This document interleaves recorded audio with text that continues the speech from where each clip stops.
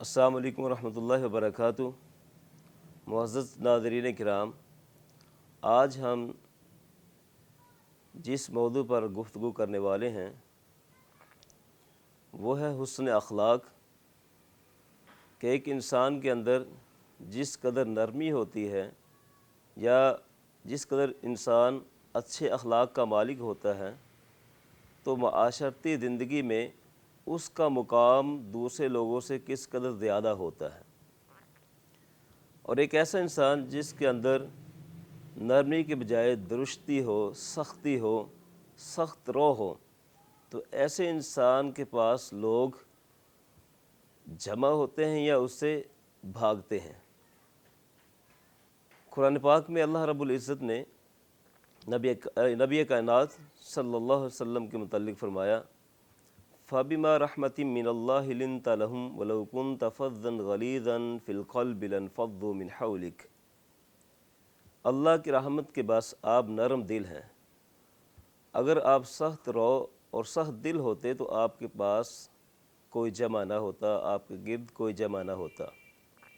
یہی وجہ ہے کہ اللہ کے رسول صلی اللہ علیہ وسلم نے مکی زندگی میں 13 سالہ جو مکی زندگی آپ کی ہے اس میں بے شمار قسم کی اذیتیں اٹھائیں، آپ کو طرح طرح سے تکالیف پہنچائی گئیں، آپ کے اوپر بھاری بھرکم اوجری رکھی گئی، کانٹے بچھائے گئے، آپ کو کاہن جادوگر کہا گیا،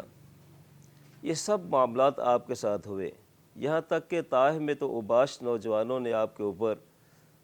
پتھر برسائے جس سے آپ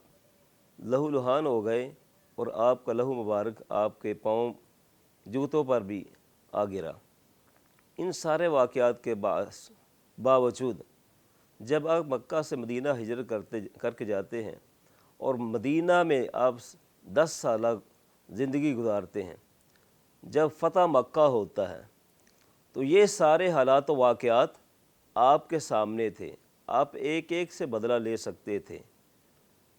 آپ اس پر قادر تھے، اس کے باوجود آپ نے ان کے بارے میں یہی کہا کہ آج میں وہی کہتا ہوں جو حضرت یوسف علیہ السلام نے اپنے بھائیوں کے متعلق کہا تھا کہ آج میں تم سب کو معاف کرتا ہوں۔ تو جب انسان اچھا اخلاق اپنا لیتا ہے، نرم خو ہوتا ہے، تو اس سے انسانی زندگی میں 4 چاند لگ جاتے ہیں۔ اور پھر خصوصاً وہ لوگ جو دعوت و تبلیغ کے میدان میں مصروف عمل ہیں، ان کو تو نہایت ہی اپنی زبان کو عمدہ طریقے سے استعمال کرنا چاہیے، اچھے طریقے سے استعمال کرنا چاہیے، اور ان کی زبان میں نرم خوئی ہونی چاہیے، درستی نہیں ہونی چاہیے۔ اللہ رب العزت نے فرمایا، ادعو الی سبیل ربک بالحکمہ والموعظۃ الحسنہ وجادلہم باللتی ہی احسن ان ربک هو اعلم بمن ضل عن سبیلہ وہو اعلم بالمہتدین، کہ اپنے رب کی راہ کی طرف لوگوں کو حکمت اور عمدہ نصیحت کے ساتھ بلائیں اور ان سے بہترین گفتگو کریں، اور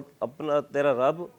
بہکے ہوئے لوگوں کو جانتا ہے، جو اس کی راہ سے بہکے ہوئے ہیں، اور ہدایت یافتہ لوگوں کو بھی جانتا ہے۔ تو ایک معلم کو، ایک مبلغ کو دعوت و تبلیغ کے میدان میں اچھے طریقے سے عمدہ اور احسن انداز سے لوگوں کو وعظ و نصیحت کرنا چاہیے۔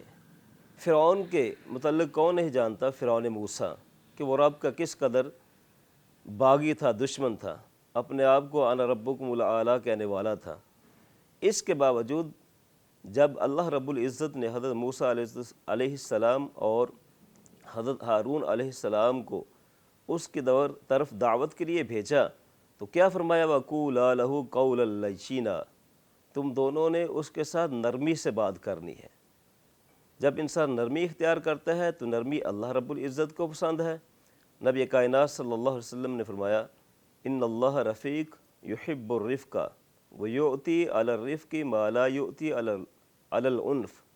وما لا یؤتی علی ما سوا، کہ اللہ تعالیٰ نرم ہے اور نرمی کو پسند کرتا ہے، اور نرمی پر اپنانے پر وہ کچھ دیتا ہے جو وہ سختی اپنانے پر اور اس کے سوا کسی اور چیز پر نہیں دیتا۔ جو انسان نرمی اختیار کرتا ہے، نرم لہجہ اختیار کرتا ہے، معاشرے میں لوگوں کے ہاں وہ بہت اعلیٰ مقام رکھتا ہے، اور جو سختی اختیار کرتا ہے لوگ اس سے بھاگتے ہیں۔ نبی کائنات صلی اللہ علیہ وسلم نے فرمایا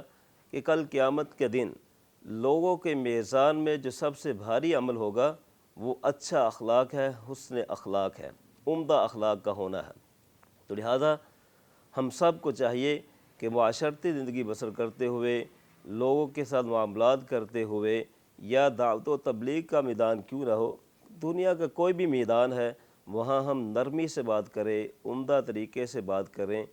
احسن طریقے سے بات کریں۔ اللہ رب العزت سے دعا ہے کہ اللہ رب العزت ہمیں اپنی زندگیوں میں نرمی کو اختیار کرنے کی توفیق عطا فرمائے۔ وآخر دعوانا ان الحمد للہ رب العالمین۔